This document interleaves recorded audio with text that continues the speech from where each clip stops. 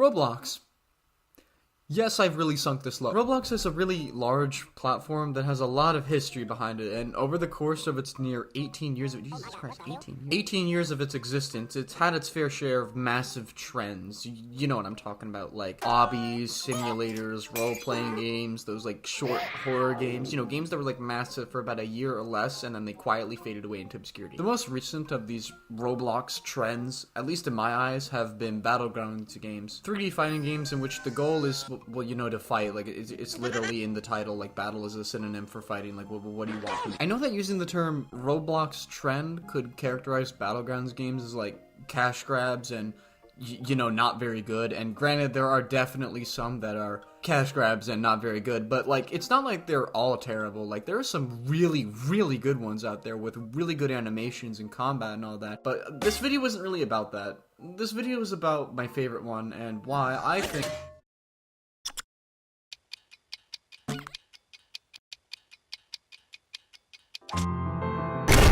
Oh God! Ah!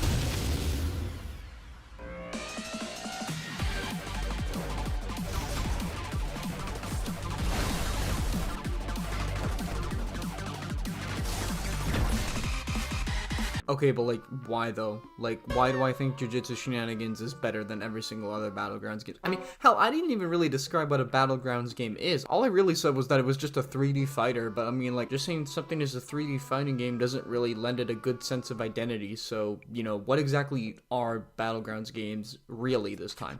Well, a Battlegrounds game is defined as a 3D sandbox fighting game in which you can fight people, fight more people, engage in witty banter with your fellow man. Your basic moveset consists of a 4-hit combo with an uppercut and a down slam variant, as well as 4 special moves depending on the character that you've selected. These 4 moves can really influence the way that you play the game, whether that be offensive, defensive, at a distance, or a little bit of both. It's really what separates other characters from each other. There's a lot of other stuff that I didn't mention too, like ultimates and dashes, but like, you know, we'll see those for later. Okay, great, you know, that's a synopsis. That's what a Battlegrounds game is, certainly, but, you know, I still didn't really explain what makes Jujutsu Shenanigans instead head over shoulders above the rest. I mean, after all, I can't really make a sweeping statement like that and then have my only defense be, I like Jujutsu Kaisen more than other anime, which, you know, like, isn't true, because nothing's gonna stand between my goat, Jujutsu Kaisen's still, like, my second favorite, though. Like, it's still really good. I really like it. So, I have 3 main points as to why I love Jujutsu Shenanigans so much, and those are going to be revealed later for dramatic effect. The first point I'd like to make is the game's unique approach to combat. I know that's a bit stupid to say about a Battlegrounds game, especially considering that most of them can just be summarized as me walk to enemy, me hit mouse, and then hit button and win. I am so good at game, give me serotonin. But Jujutsu Shenanigans actually does have several different mechanics that prevent that feeling from occurring. That being its destruction physics, the movement, and its unique map. Starting off with the destruction physics, they're definitely the most overhyped and underutilized aspect of the combat. Like, yeah, it's there, but it never usually makes too much of a difference. The most you'll get is you probably hit someone through a building, and then it just kind of transitions into them walking out of it, and then you continue in your fight. But on the rare occurrence that you do actually take the fight into the building, it's like, god damn! You exchange the more open and free aspect of the fight to a more claustrophobic and closed-off setting, and your dashes become really concise. The only real complaint I can give this sort of like Tekken stage transition vibe it gets is that sometimes some characters become a lot worse in this environment, but like, you know, then again, you probably shouldn't be in the building anyway, so, you know, like, there's also these like vending machines scattered throughout the map that you can get drinks from, which help you regenerate health a lot quicker. You can also order them off of the shop menu where this little guy comes in and he gives you the drink. It's real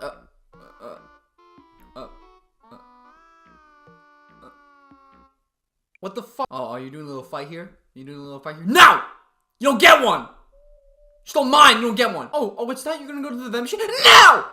You don't get that either! The next 2 aspects are a lot more prevalent in combat, and that's the movement mechanics and the map itself. When I say movement mechanics, I'm not talking about ones that are exclusive to certain characters, like Gojo's teleport, Megumi's shadows, and Yuji's,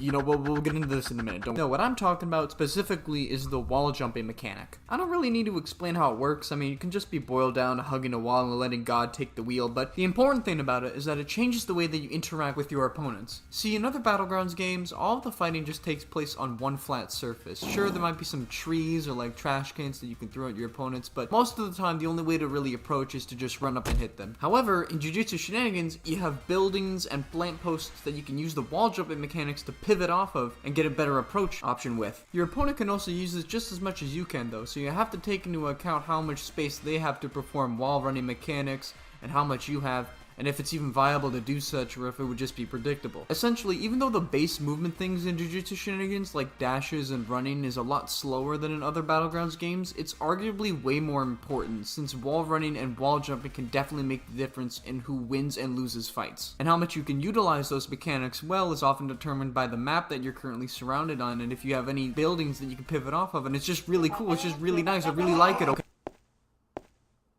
I think I'm giving Z a bit too much credit. Okay, let's talk about all the characters individually now. I hate Gojo. Gojo is by far the most variety out of any character in the entire game, seeing as all of his moves can combo within each other and they do ridiculous damage. Like, are you seeing this footage? This whole combo hasn't dropped yet. This whole thing was true. He also has one of the best R specials in the entire game, which is perfect for embarrassing runners who thought they could get away from your meaty, grubby little hands. And it's also a combo extender because you know he already has so much, we might as well give him more at this point. Then there's his ult, which is just like basically instant death for whatever poor soul you're fighting. Literally every single move he has in that is easy as hell to land and does a billion damage. Like Lapse Blue comes out frame 1 and does like half your health. Like that's insane. And unlike Sukuna and Mayuto's domains, where you have some chance of surviving if you're smart enough, if you get caught in Gojo's, then you might as well leave the game because you're gonna get washed. Gojo's kind of like the Saitama of Jujutsu Shenanigans. You know, he's conceptually simple, he has easy combo strings, and he's pretty good for beginners, but if you give him to a person who actually knows how to play the game, yeah, no, it's not gonna be fun.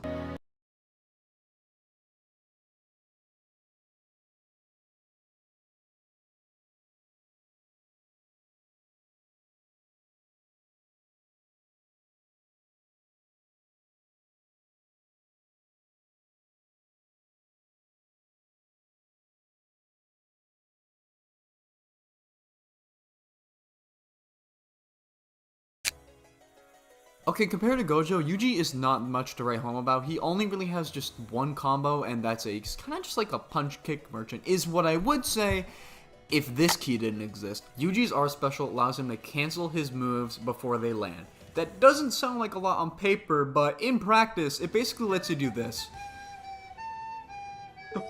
Also, he can do infinite black flashes.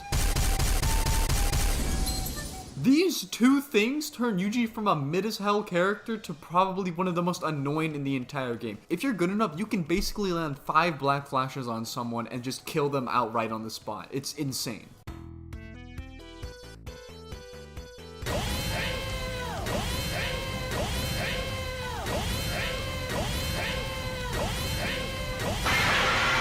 Hey guys. Also, fainting your opponents can be really funny. Like, oh no, I sent it back. And oh no, I sent it back. No, I sent it back. And oh, you look stupid. Look at you, wasted, terrible. His ult is also really good. Like, you can do a lot of things with it. It's probably the most versatile out of all of them. I'd say his ult is probably still worse than Gojo's, but it's nothing to scoff at. Like, this thing will actually destroy you if you are not careful. Overall, if Gojo's the Saitama of Jujutsu Shenanigans, then Yuji's the Garo. He has by far the most busted movement mechanics out of anyone in the game, and he can basically take away all of your health, like, instantly if he lands enough black flashes.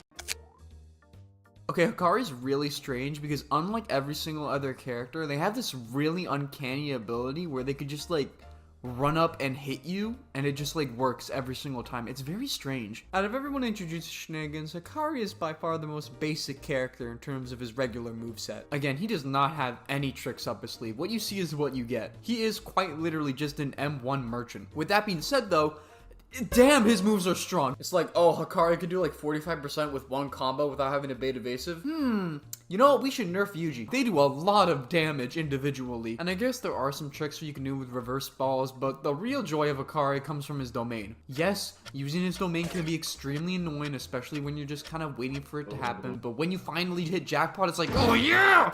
Yeah!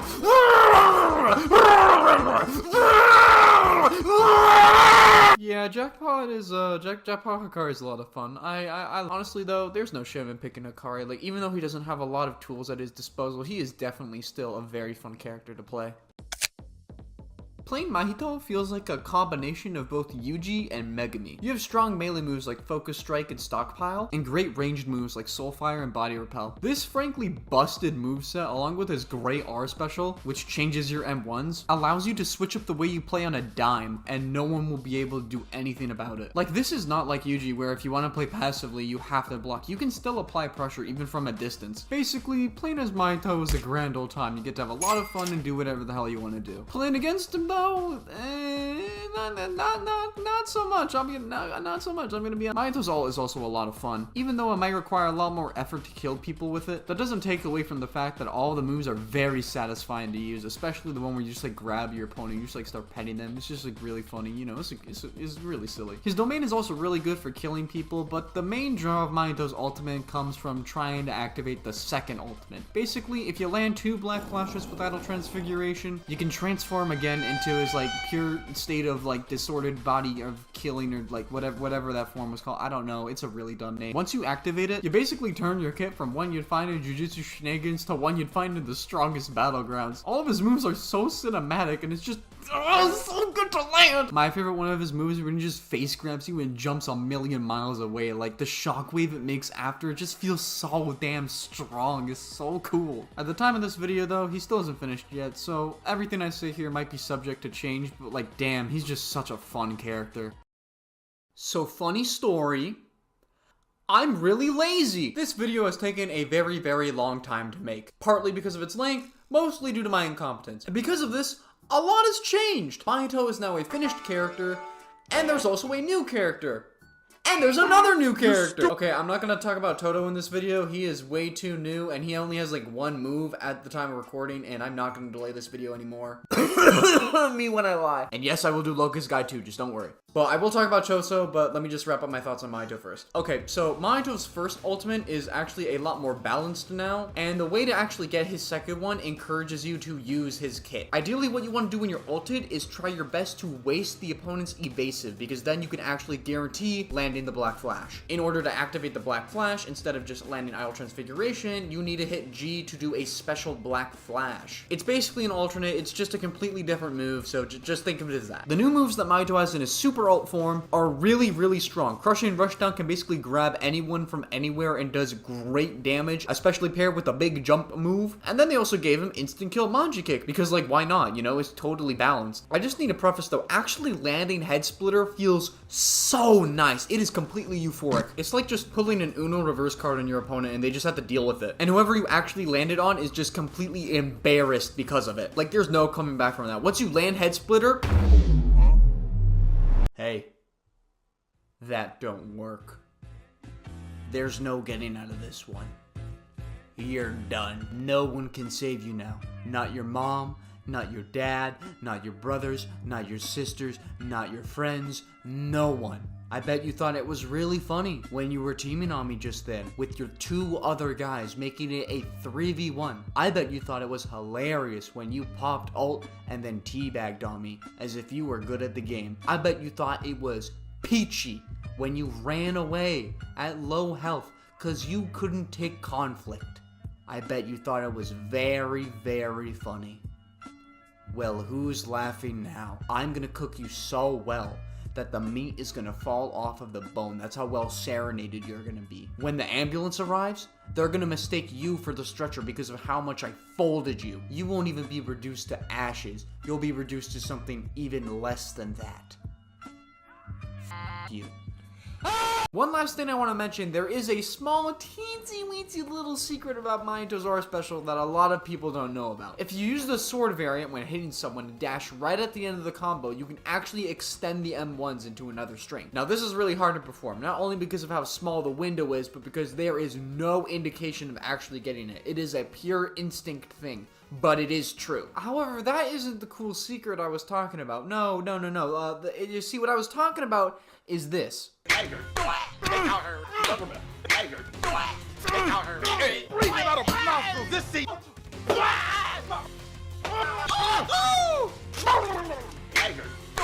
get out her government. Tiger, get out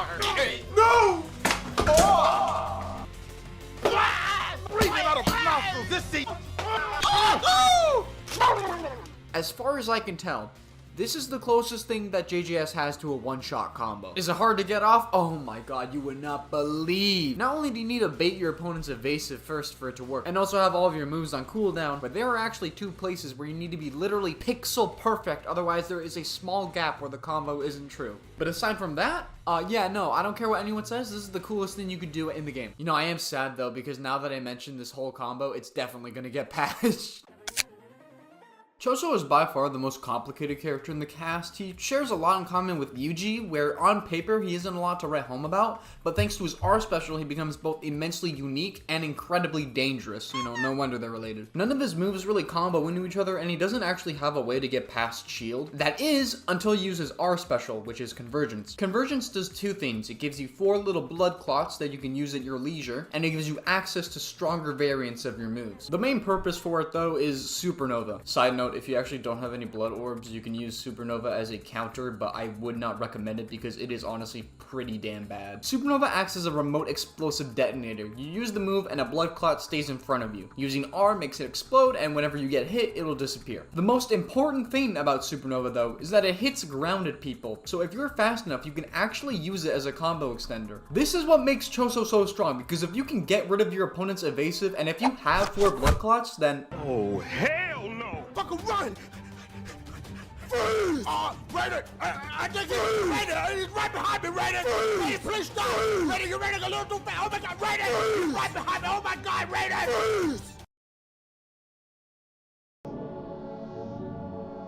That don't work. There's no way out of this one. You're done. Salam alaikum, alaikum salam. Échale salsa. Dale picante. Échale salsa, dale picante. Also, worth mentioning, I've never seen anyone actually talk about this, but Choso can effectively market garden people. Basically, if you do the aerial version of Flowing Red skill, you create a supernova under your feet, and not only does this launch your opponent, but it'll also launch you. So if you have another blood clot ready, you can actually launch yourself up in the air and hit people with a charged piercing blood. Is it effective? No, not really. I mean, if you do it like this, most of the time you'll miss, but is it cool? Dude, it's f***ing awesome.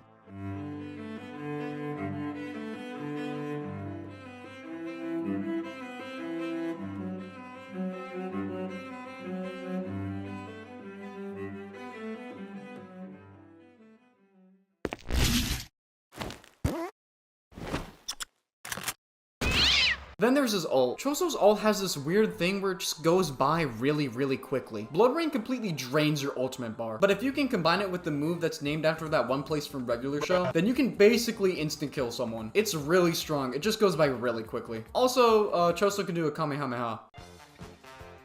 Kamehameha! Oh damn, I missed. You know, it's fine. I didn't even want to hit it anyways, to be honest with you. It was lame.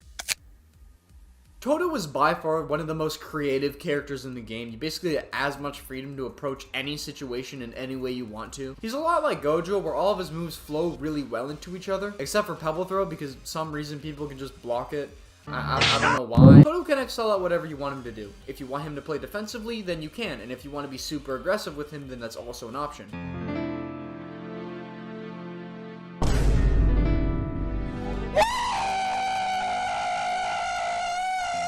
On paper, his moveset's pretty box standard. That is until we bring up his R special, Boogie Woogie. Wow, that is 3 characters, all of which are kind of related and all of which rely on their R special to be good. That is that's really something. Boogie Woogie is so damn useful for Toto. It really helps him get the edge over most of his opponents when he really needs it. Like, just the amount of stuff you can do with Boogie Woogie is proof of how versatile this 6'3" tall giant is. You can use Boogie Woogie normally to confuse people and get an M1 string. You can use it to feint your moves. You can use it with Pebble Throw to teleport yourself, and you can use it with Pebble Throw and Brute Force to land a Black Flash. Speaking of which, this Black Flash is so damn hard to land, but it is so cool. Like, the kick of the...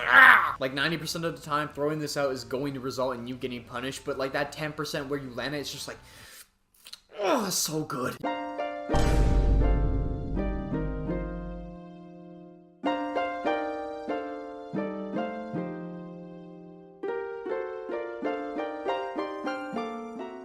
You can also do a perfect boogie woogie where you M1 right after doing the teleport, and this basically removes the cooldown for it. It's really useful. Then we have Toto's ult, which is the sheer unleashed power of schizophrenia. The fact that all of his moves are taken from like a minute of anime exclusive content, which in canon doesn't even exist, is just hilarious. By far the funniest part is that if you land a move, your schizophrenic ass will play a cutscene, when in reality it's just you beating the hell out of your opponent. Like, that's just funny, man. Like, come on. Like, he literally becomes a stand user. How is that not peak comedy? Overall, Toto is definitely one of the most fun characters in the game, and I'm really happy people are singing his praises. And to finish it off, Brothers is by far the funniest move in the entire game. Hey, what's up? Hey, come on, give me some.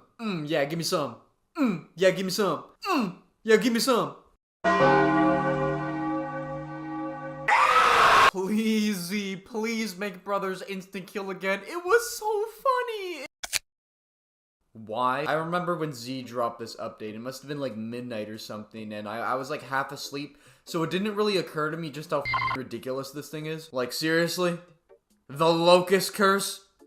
Really? The funniest part is he's like actually a good character. Like, bait evasive once and that's like 70% combo. Like, I'm not even kidding. He's like actually pretty good. Locust doesn't have a huge variety in his kit, but his main thing is that he's a rushdown character. You know, he gets in, does big damage, gets out. The coolest thing that he could do by far is mid-air combos, which is if you ragdoll someone with your third or fourth move and then hit R, which lets you extend the combo mid-air. All things considered, there isn't really much else to talk about. Lotus Guy is shockingly simple. He's a lot like Hikari in that way. Is this?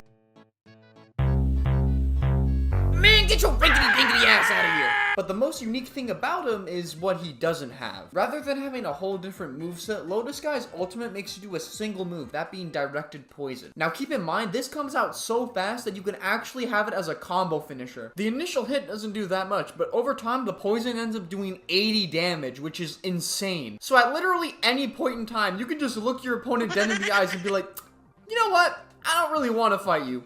Boop! And then they're just instantly dead. Like, dude, look at this. I don't even have to do anything else. He's already dead. He just doesn't know it yet. I mean, like what can he really do?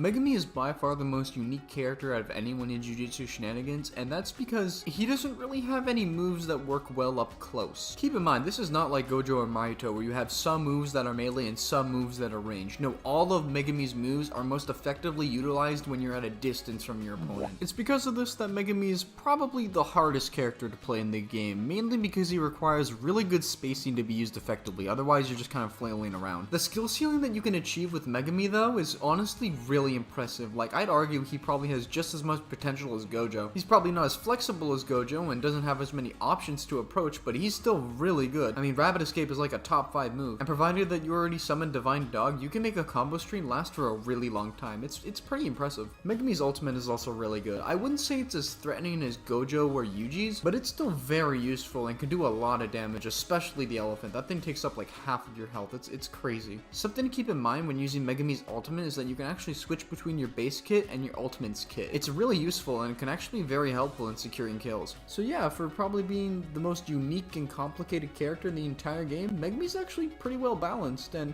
he's a lot of fun. With that being said, let's talk about Mahoraga. I've decided to give Mahoraga his own segment because god damn it, he deserves it. He is so much fun. It represents everything perfect about this game that I love so much. It's goofy and stupid, all the moves are a lot of fun to use, and they're really unique, and it's so perfect. I love it so much. He is quite literally the best example of a raid boss in any Battlegrounds game, period. And yes, that includes you two. You guys gotta take some notes. This will be on the test. My biggest issue with Mahoraga, though, is the meter mechanic. Basically, to ensure that you can't just camp with Mahoraga after you do the ritual, your ultimate meter will slowly drain, and when there's nothing left, they'll just die. And the only way to refill it is by hitting people. Sometimes this can be a really annoying mechanic to deal with, though, especially when you just spawn in and you have no meter to start out with, and you just die instantly. Other times you just might not be able to hit anyone at all because a combo string just goes on for way too long and you just can't find the time to break out of it. I think this mechanic could be changed a little to where if you have no meter, it starts draining your health instead. This makes it so that you don't instantly die when you have no meter left, but at the same time, you still have a consequence for running out of meter. It just gives Mahoraga a little more survivability, especially considering that most of the time you're fighting like 2 or 3 people as him. But then again, Mahoraga does have a move that can do like 50% of your health, so You know, I'd say he's pretty balanced, actually. Despite all of these things that sometimes make Maharaga a struggle to play as, he is still a lot of fun. And the engaging and fun way that you play as him can only really be done in an environment like Jujutsu Shenanigans. It will never not be satisfying going into a 3v1 as Maharaga and utterly decimating everyone in your wake. It is by far the most rewarding feeling in the game. Anyways, that's every character. Tier list looks something like this, and if you're wondering who I made, well...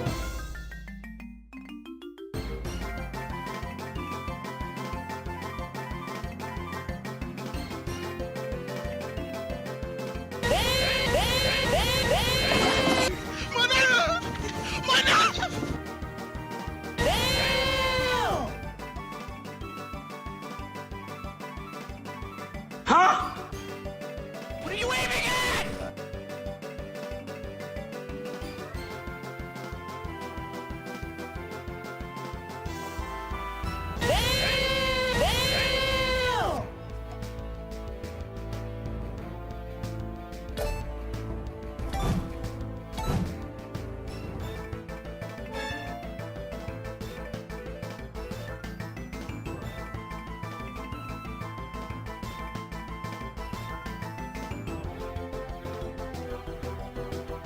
I am the Prince of all Saiyans once again! Oh man, I can't have shit in this house!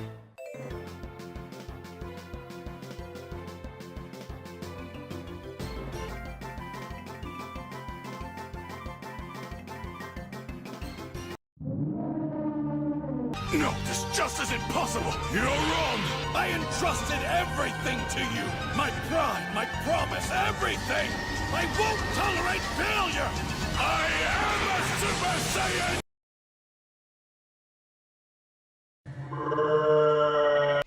Playing as Yuji makes me feel good. And hey, while we're on the subject about how the game makes it feel, that's actually a great segue into my next section about why I love Jujutsu Shenanigans so much. That being the vibes. This next part's gonna be really hard for me to accurately describe, mainly because it requires some really choice words to properly express how I feel about this game. And you know, sometimes that might not come into fruition, but like basically what I'm saying about the vibes in this game is that the community has lost their mind. Yeah, surprise, surprise, the game that's based on Jujutsu Kaisen, whose fandom's already gone insane, also has an insane fandom. Who would have guessed? Not me, that's for sure. You think teamers and runners and toxic people are annoying in other Battlegrounds games?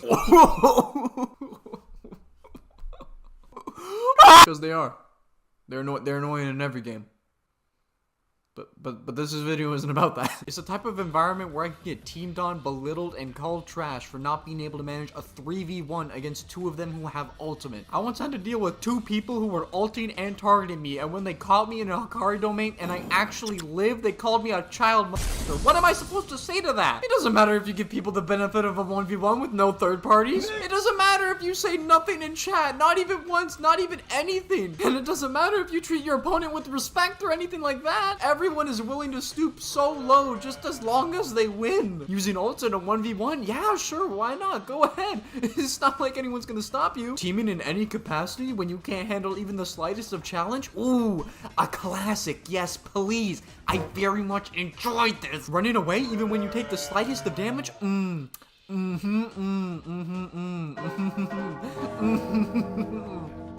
This game is very fun. I once killed someone once, just once, and they went after me 8 separate times after that. And when they finally beat me, they still weren't satisfied. They were still going after me. Like, dude, what do you want? Even hackers in this game just feel way more annoying than any other Battlegrounds game. It's like, look at this. What am I supposed to do against this? How am I supposed to fight this? With how fast these hackers are moving, you'd think they'd be compensated for something. Okay, I got it. Oh my god! Why are you clipping me through the Ooh, I'm gonna give this man a piece of my mind. Hello, yes, customer services. I need you to take this man, throw him off of his balcony, and then suspend his driver license. Oh yeah. That is a nice message to read. Instant morning wood. Like, I seriously cannot stress it enough. Everyone will do whatever it takes so long as they are still standing by the end. Teamers especially, they will literally take turns fighting you, and the second that you get any sort of restraint off, they will immediately interrupt. They act like they're actually in Jujutsu Kaisen with how much they're jumping people in a 3v1 and pretending that they're good at the game. It is the most infuriating thing I have ever seen. And don't even get me started when you're fighting as Maharaga.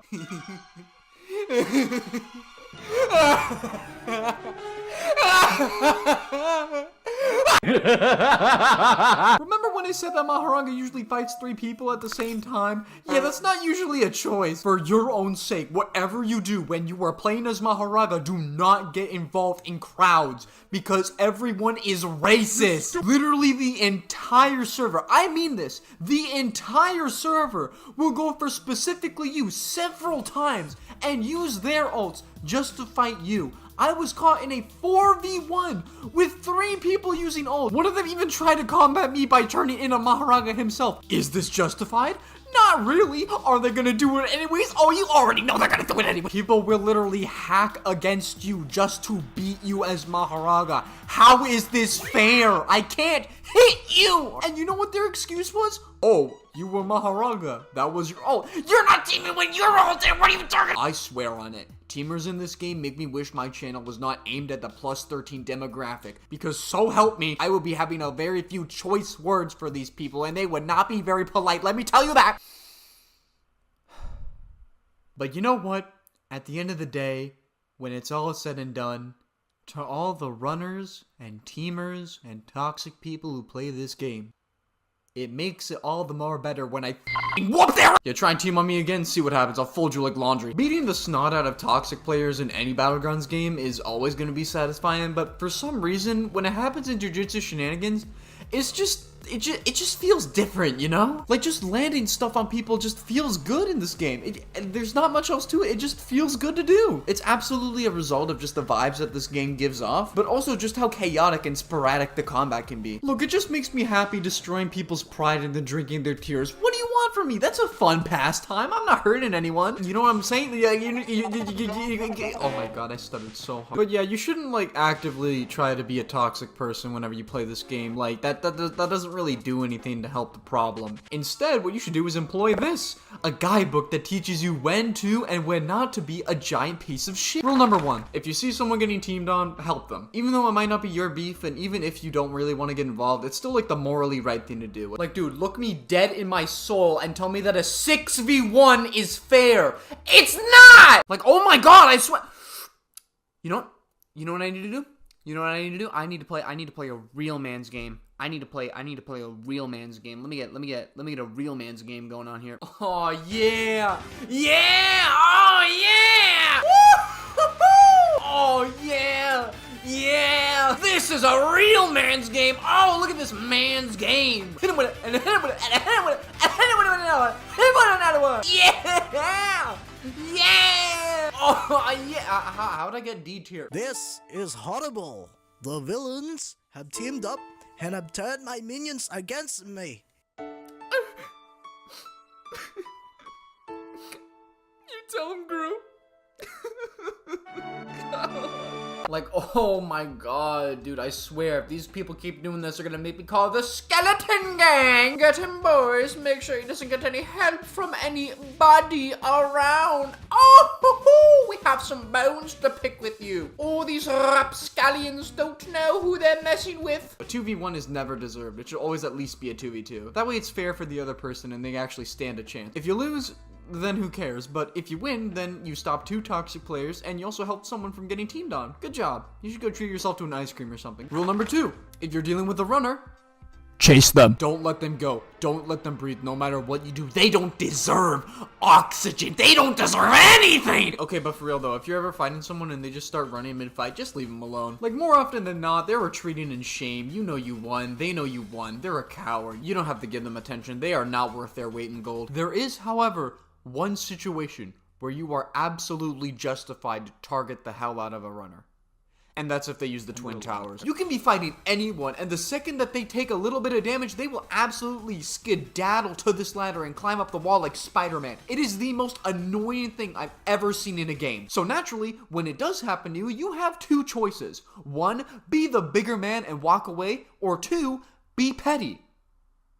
What do you think I'm gonna do? I'm gonna be petty! Do you think I care about how much time I'll waste trying to catch you? Do you really think I have anything else better to do? No, see, because you started this, and now I'm not gonna stop it. I don't care where you go. I will find you. Because I swear, when I catch you... No, because watch this. Look. He left the game. I was beating him so hard, he left the game. It feels good to win. The third and last rule is the most easy one to follow. Just don't be mean. Like, if you kill someone, don't taunt them when they die. Like, that's not nice. Why would you do that? Like, no one thinks you're cool. You just look stupid. Like, is your self-esteem really that low to where you need to flex online to random strangers that you can beat other random strangers? Dude, no one cares. Why are you being like this?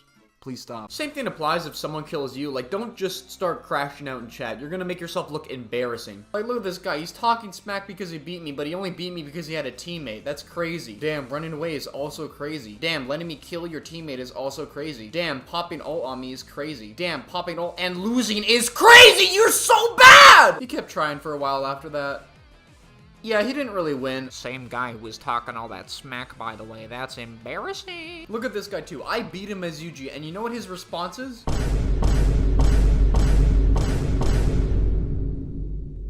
Like, my guy, is it really that serious? You know, the funniest part is that this is not the first time.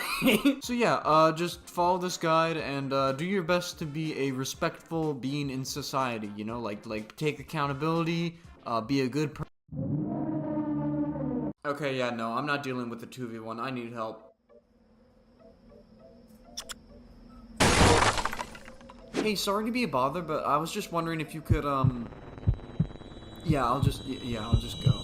Sorry about the door, by the way. Okay, you know what? I can do this on my own. I don't need anyone else's help. I got this. This will be fine. Like, you know, it won't take... I need help.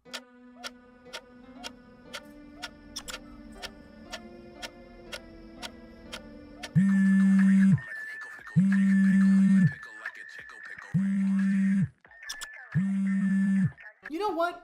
They win. I don't need to keep throwing myself into this brick wall. Because, you know, I know when to be the bigger person and just walk away from a situation. And you know what? This is just one of those times, you know? Like, I can just fight someone else. It's not like they're the only two people in the server. They're the only two people in the server. There's literally no one else here.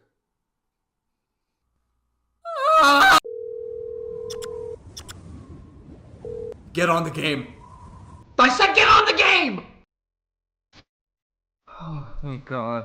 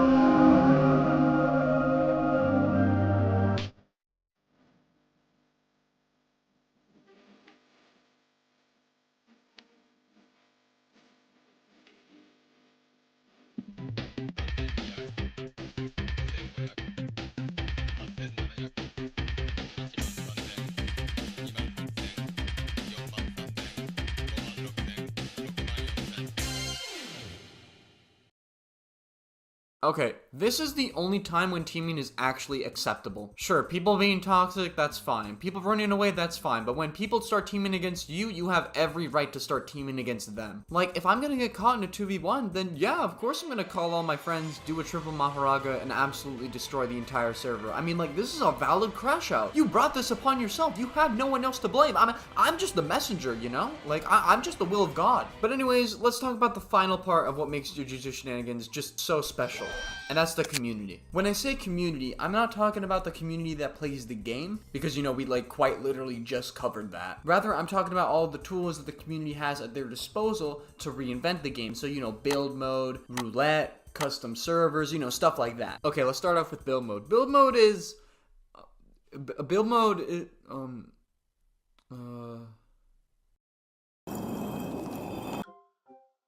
Hey, Bob, can I borrow you for a favor? Okay, what's up? See, I need to talk about build mode for the JJS video, but I've never actually used build mode, like, at all, and I have no idea how it works. So I was just wondering if you could, like, help me out. Yeah, I'm not doing that. Oh, what? Why not? Look, I learned build mode from scratch with absolutely no help. If I can do it, you can too. It's not that hard. Oh man, come on, come on, okay, come on. I'm not asking for that much, alright? Just, like, tell me how it works. No, I'm not gonna make you copy off my homework. What? Man, come on! Also, now you're mad at me? See, you wouldn't have this issue if you weren't so lazy, you know that, right?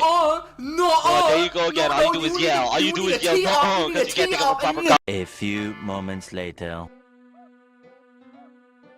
Biok will be talking about build mode now. Hey, intrigued porcelain viewers, it's me, Biok, YouTube, the guide on YouTube. Yeah, let's get to the point. I think build mode is one of the best things that any Battlegrounds game could release to its player base. It gives players who enjoy these games more content, and personally, I think Jujutsu Shenanigans gets more engaging and fun builds than other Battleground games, because it's free and not behind a paywall.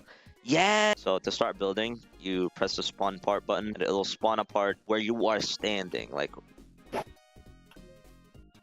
I don't know actually, but it'll spawn a part and you could position it, rotate it, or size it. You don't have to press the button in the UI all the time. You could just press the letter T on your keyboard, which I think is pretty helpful and awesome. Change how the part looks. You just go to the colors over here, drag the box everywhere, the color you want, and it'll change it. And you could change the texture by going over here, pressing these buttons. And you could make it transparent by going over here. Making it 1 makes it fully transparent. Making it 0.5 makes it like kind of transparent, which is good for Windows actually. And okay, so like the UI right here, like the can collide, cache out, navigable, if it's blue, that means it's off. So if can collide is blue, that means you can't collide with the part you pick. And then if it's this, of course, you can't break it. This also reduces lag like by a lot. So I recommend using not breakable if your PC is bad, like mine. And then these numbers, these 145, the 1 changes the position and size of the thing. So if it's a bigger number, that means you can move it like really snappy. And like if the number is lower, like 0.01, that means you could like make it smoother. Like with this, it's like really helpful because if it's like a lower number, you could like add more detail. Like, I don't know, when you're making something, I don't know what it is. The 45 changes the rotation, so if like make it 2, it's gonna be like really smooth. If you put it back to 45, it'll just like instantly snap to the next direction. Okay, for you to make a basic map for JJS, first spawn a part. Just imagine that this is a map, okay? Put a spawn point like right here, and to make the spawn point work, when you respawn, scroll down a little bit, and there's this remove spawns button, and it'll remove all the spawns on the map so that you can spawn right here. And then to save, you just go, of course, go over here, save the map. And also apparently you could change the name. I just found that out, honestly. So with these inputs, outputs, and like logic things, you can do really cool things with these. So like, for example, this map I made with my friends. So basically, what I use for this are like image blocks, of course, like these. And then we put moveset blocks under these so that whenever you jump in it, you get the moveset. So like this one, you like boom, whee! How the moveset block works in this, so basically I watched the YouTube tutorial. You put a not gate and a touch block. So you put like whatever, like this is like the input and the 2 is the output. So they all aren't like actually all the moves aren't in one moveset block. I don't know why Z did this. That's kind of stupid. What we had to do is like copy and paste all these in like one spot, which is kind of tedious, but it still works. Like what I hate about build mode is like lame. No one wants to hear you talk about build mode anyways. I should have never given you the chance. You're just yapping. You're just talking about no, I'm sorry. No, please. So that was Biok's description of build mode. I hope you liked it. I did it. Okay, so now that everyone knows how build mode works, we can talk about my favorite usage of it, that being its integration with custom servers. They are so easy to set up. All you need to do is just boom, bam, bap, bada, boom, boom, pow, and then voila, you're done. And now people can join your private server from the menu by searching it up. The best part of this feature is that it makes it so much easier to actually look at other people's builds in custom servers. Like in TSP, for example, if I wanted to check out someone's build, then I would have to manually join their private server through a link that they would give me. But in JJS, I can literally just search it up. It makes it just so much more accessible to actually like check out and experience cool builds. There are so many different types of builds that people have made, ranging from like roleplay and adventure maps to Travis Scott fish.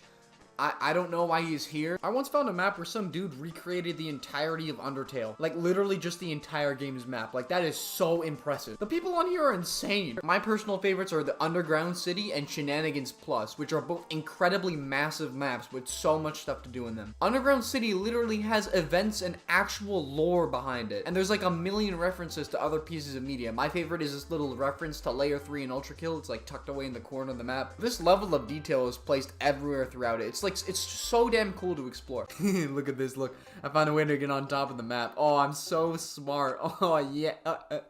Oh no. Let me out. Let me out, please! Please, I don't belong in here, please! And Shenanigans Plus is like 6 custom maps worth of content for you to explore. It's absolutely the biggest and most detailed map that I have ever seen. There are so many impressive small little details that have been put all throughout this map, and it just keeps adding up to a ridiculous degree. Like, just look at all the things you can do in this map. It's so amazing, such a high— My favorite part about it is how much care and attention has gone to revamping the original map. Like, Shibuya looks like an actual station. It is so damn cool. Alright, let's talk about Roulette. Roulette is so much fun. Oh my god. I am honestly amazed that no other Battlegrounds game has done something like this before, because it adds so much replayability to JJS. It probably has more replayability than any other Battlegrounds game at the moment right now. Like, I cannot stress it enough. It is quite literally just a party mode, but it is so perfectly executed that it's just so much fun. The basic gist is that when you join a server, you and everyone else are teleported to a lobby where you're allowed to vote on which game mode you want to play. At the time of recording, there are currently 3 game modes available: Sorcery Clash, First to 12, and Brain Swap. After the server finishes on voting for whatever game mode they want to play, except when it decides that it's only time to play First to 12, everyone's teleported into a random map and they do the game mode. Simple as that. When I say it like that, Roulette honestly doesn't sound like anything very special, but I swear it's fun, I swear. Remember when I said Jujutsu Shenanigans combat was fun because of how chaotic it could get? Yeah, Roulette is basically that, but like infinitely better in every single possible way. Because they take every chaotic element that's relatively balanced in the base game,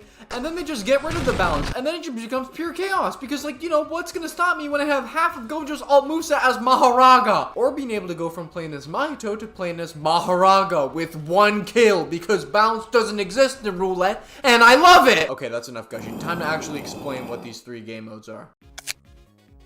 Okay, so Sorcery Clash used to be a lot different from what it is now. Basically, it was a lot like Infection, where there were a team of curses and a team of sorcerers, and the curses had to kill all the sorcerers, and the sorcerers had to live for more than 2 minutes. But now, it's more like a team deathmatch, where the number of curses and sorcerers are even, you get 1 life each, and you have to take each other out. And the last team standing wins. Personally, I think the team deathmatch mode of Sorcery Clash is pretty cool. I think it should stay, but I also think we should bring back the old Infection version of Sorcery Clash, because I do think it has a lot of potential to be a great game mode. I just think it needs a little bit of tweaking, like maybe make it so that the curses have an easier time to kill the sorcerers, and maybe have some like special curses that you could spawn as, like maybe there's like a chance to become a disaster curse and you just have access to 1 or 2 ult moves, because it was very easy for the sorcerers to kill the curses. But yeah, the Sorcery Clash that we have right now is fine. I just hope they bring back the old one as its own game mode. Like, just add it back, call it Infection, make the time limit from 2 minutes to 3, and add in some cool curses that you could spawn in as, and then boom, we got the best of both worlds. First to 12 is literally just third-party simulator. First to 12 is a free-for-all game mode in which every person has to fend for themselves and has a minuscule HP. Like, seriously, everyone is frail as a feather. Like, I could blow in your direction and you will get ragdolled 20 feet into the air. Everyone has to fight against each other, and whoever gets to 12 kills first wins. It sounds simple, right? No! I swear to God. In this game mode, people are not trying to get to 12 kills. They are trying to intentionally screw over everyone else. Because God forbid you actually get into a situation where you can kill someone, and then just a random Akari hits you with that. No! I cannot stress how many times I have had Gojo Reversal Red or Lapse Blue landed on me, and I'm just...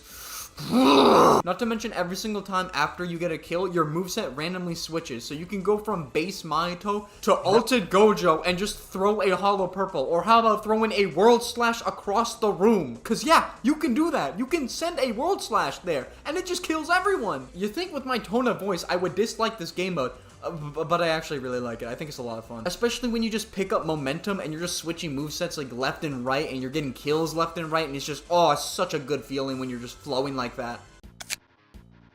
Okay, when people say they want to play Roulette, they're not talking about the other game modes. This is probably the only one that they're actually referring to. Brain Swap is by far the most popular game mode in all of roulette, and oh my god, I wish it wasn't, because everyone always picks this. No one ever picks the other two. All the game modes in roulette are pretty easy to understand, but Brain Swap is the easiest, because you only have one real goal, and that's just to survive. You're given 2 lives in total, and the last one standing wins. The only caveat is that your moveset is completely randomized, so you can have a completely broken kit or end up with straight dookie water. The only way you can change your moveset is that if you use your ult, or if you die. Roulette is honestly really funny because in some cases it can make you feel like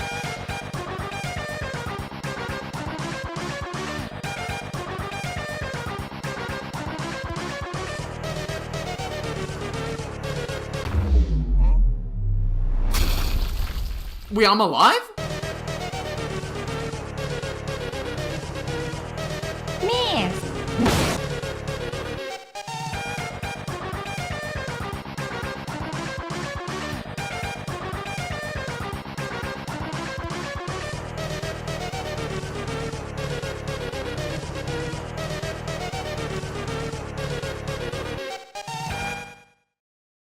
And in others, you can just feel like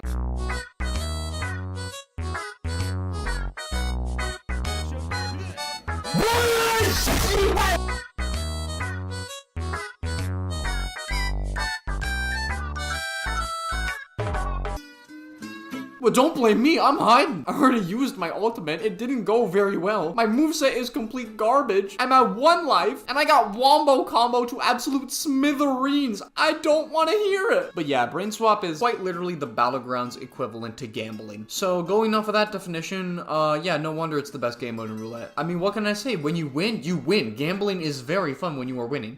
It's not as much fun if you're losing, but like, you know, we don't talk about that. But yeah, in conclusion, roulette's a lot of fun. I don't think people sing its praises enough though. It definitely deserves a lot more credit for what it's worth. And I hope over time, more people begin to appreciate it and it gets a lot more updates as well. I mean, there are so many different ideas you can make when it comes to roulette. You could do a raid boss, you could do hide and seek, you could do tag. Like, you could be very creative with it.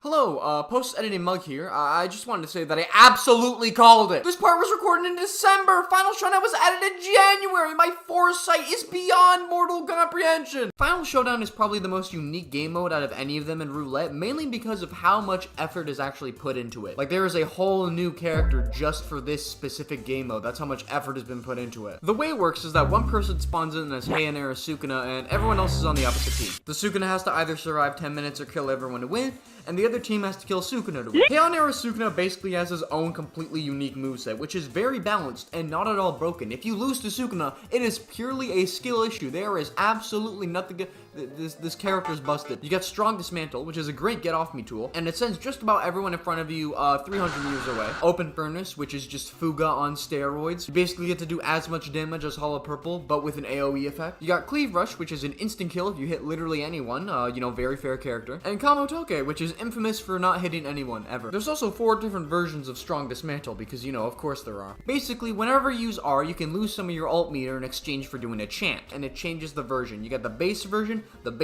but times 3, the extremely useless version, the world cutting slash, and then the waffle maker. If you completely fill up your alt bar, then you can do Sukuna's incomplete domain, which is, you know, it's really something. Okay, let's use— oh my god, my frames! My computer! Why is there so much debris, and why did it turn my game into a PowerPoint presentation? Okay, in a recent patch note, they did actually optimize it a lot, but like, it still basically destroys my computer. It is a complete screen wipe, and it literally hits everyone, regardless of how far away you are. Like, it does not matter if you were chilling in the Sahara Desert and Sukuna is in Antarctica. This thing will still hit you. 100-meter radius my ass. Okay, so with all of that going for Sukuna, you would think that it's an absolute bloodbath for everyone else.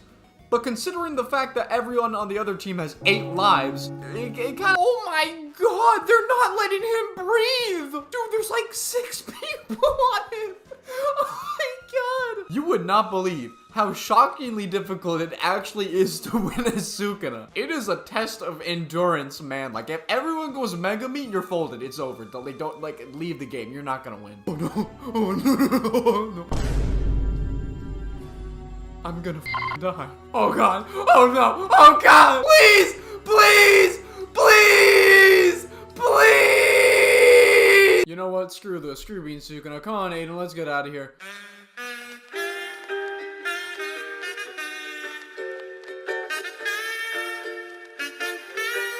But yeah, Final Showdown is a whole lot of fun, and I really like it. I hope we get more bosses like Sukuna in the future. I know it's a stretch to say this, but if Z isn't planning on adding them as characters, then I think the disaster curses would make for great bosses. Like, just imagine how destructive someone like Jogo could be in a mode like this. That would be so cool. Anyways, I think that's about it, actually. I mean, I've covered all three aspects of what I consider to make this game perfect in, like, excruciating detail. I don't think there's much else I can really say. I mean, like, what? I've covered the combat, the environment, the vibes, the community, custom servers, roulette, build mode, every character in detail. Like, I don't think there's much else I can really talk about. I'm not talking about that. So yeah, I think that's everything. Thank you very much for watching, is what I would say if I'm actually done, but I'm not. You see, I'm a courteous man, and I understand the type of time investment it takes for people nowadays to watch a video that's longer than 3 microseconds. So as a personal thank you and a token of my gratitude, I'm gonna tell all of you who the next character in Jujutsu Shenanigans is.